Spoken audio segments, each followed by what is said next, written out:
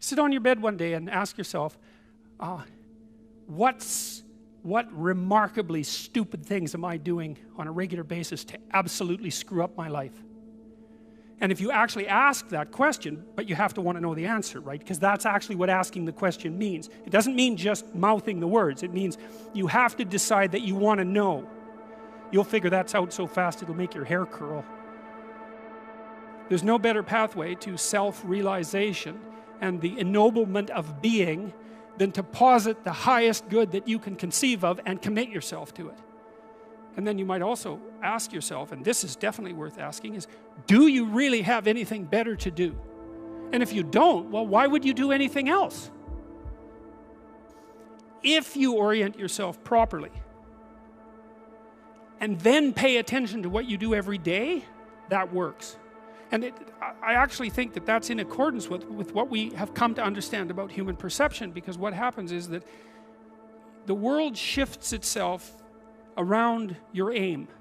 Because you're a creature that has an aim. You have to have an aim in order to do something. You're an aiming creature. You look at a point and you move towards it. It's built right into you.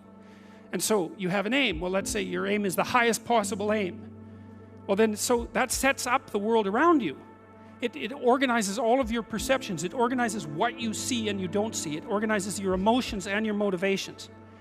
So you organize yourself around that aim, and then what happens is the day manifests itself as a set of challenges and problems, and if you solve them properly, then you stay on the pathway towards that aim. And you can concentrate on the day. And so that way you get to have your cake and eat it too, because you can point into the distance, the far distance, and you can live in the day. And it seems to me that that makes every moment of the day supercharged with meaning. That's how, because if everything that you're doing every day is related to the highest possible aim that you can conceptualize, well, that's the very definition of the meaning that would sustain you in your life. Well, and then the issue is, well, back to Noah. Well, all hell's about to break loose and chaos is coming. It's like when that's happening in your life, you might want to be doing something that you regard as truly worthwhile.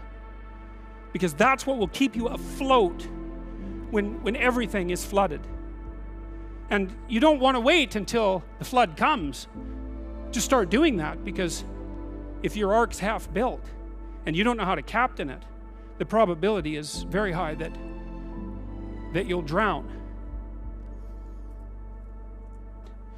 Ask and it shall be given you. Seek and ye shall find. Knock and it shall be opened unto you. For everyone that asketh receiveth, and he that seeketh findeth, and to him that knocketh it shall be opened. That sounded pretty optimistic again.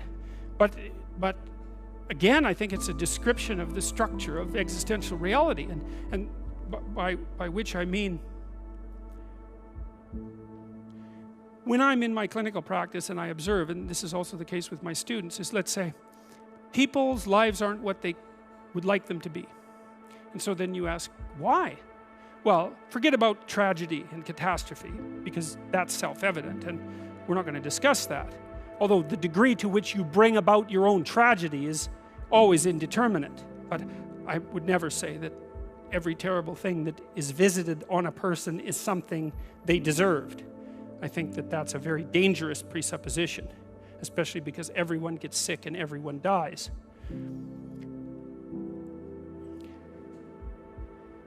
But one of the main reasons that people don't get what they want is because they don't actually figure out what it is.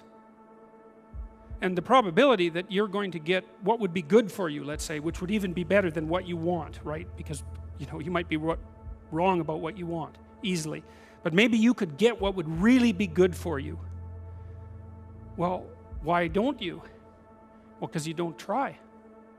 You don't think, okay, here's what I would like if I could have it. And I don't mean in a way that you manipulate the world to force it to deliver you goods for status or something like that. That isn't what I mean. I mean something like, imagine that you were taking care of yourself like you were someone you actually cared for. And then you thought, okay, I'm caring for this person. I would like things to go as well for them as possible. What would their life have to be like in order for that to be the case? Well, people don't do that. They don't sit down and think, all right, let's figure it out. You've got a life. It's hard, obviously. It's like 3 years from now, you can have what you need. You've got to be careful about it. You can't have everything. You can have what would be good for you, but you have to figure out what it is, and then you have to aim at it. Well, my experience with people has been is, if they figure out what it is that would be good for them, and then they aim at it, then they get it. And it's strange because they don't it's a strange thing. It's not quite that simple because, you know, you may formulate an idea about what would be good for you, and then you take 10 steps towards that, and you find out that your formulation was a bit off, and so you have to reformulate your goal. You know, so you're kind of going like this as you move towards the goal. But a huge part of the reason that people fail is because they don't ever set up the criteria for success. And so, since success is a very narrow line and very unlikely, the probability that you're going to stumble on it randomly is 0. And so there's a proposition here, and the proposition is, if you actually want something, you can have it. Now the question then would be, well, what do you mean by actually want? And the answer is that you reorient your life in every possible way to make the probability that that will occur as certain as possible. And that's a sacrificial idea, right? It's like, you don't get everything. Obviously. But maybe you can have what you need. And maybe all you have to do to get it is ask. But asking isn't a whim or today's wish. It's like, you have to be deadly serious about it. You have to think, okay, like, I'm taking stock of myself.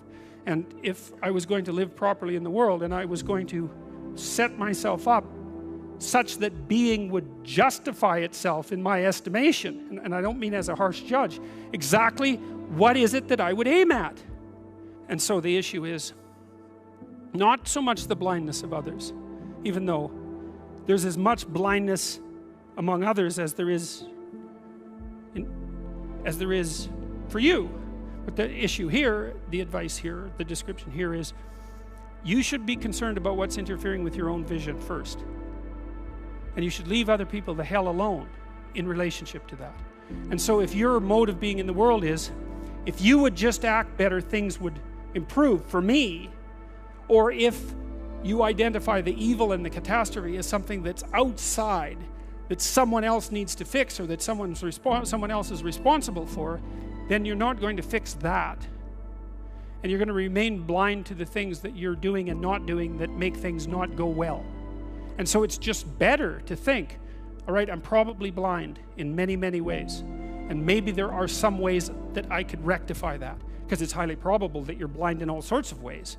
I mean, in fact, it's virtually certain. And so it's just more useful to think, how is it that I'm wrong in this situation? I'll tell you something that I learned to do when I was arguing with my wife, which happened quite frequently, because when you actually communicate with people, you find out that there's many things that you don't agree on, and that's because you're actually different creatures.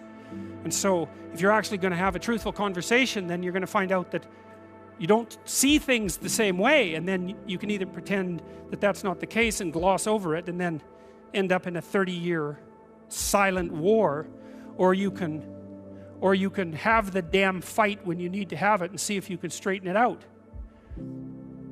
So now and then we'd get in a situation where we were at loggerheads, we couldn't move. And, you know, it would spiral up into hate speech, let's say. Because, yeah, everyone laughs because they know they manifest plenty of hate speech towards those they love.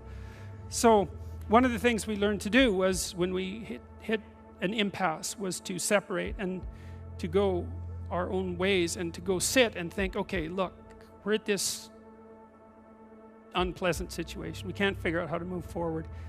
I'd always think, of course it's her fault. Obviously it's her fault. At least 95%. But maybe there was something I did that contributed like 5% to it.